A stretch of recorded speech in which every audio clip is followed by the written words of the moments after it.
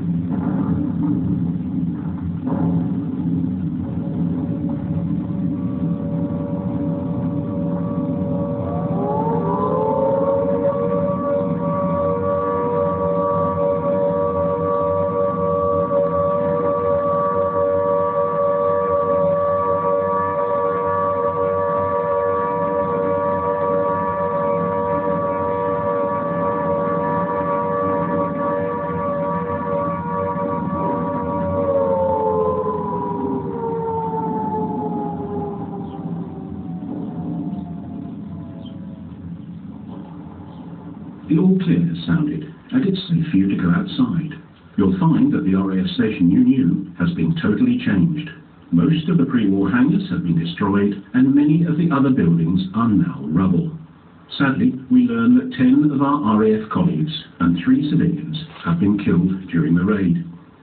We also learn that the returning Hurricane and Spitfire pilots are claiming 25 enemy aircraft destroyed. In spite of all the damage to the station's buildings and bomb craters on the airfield, Tangmere continues to remain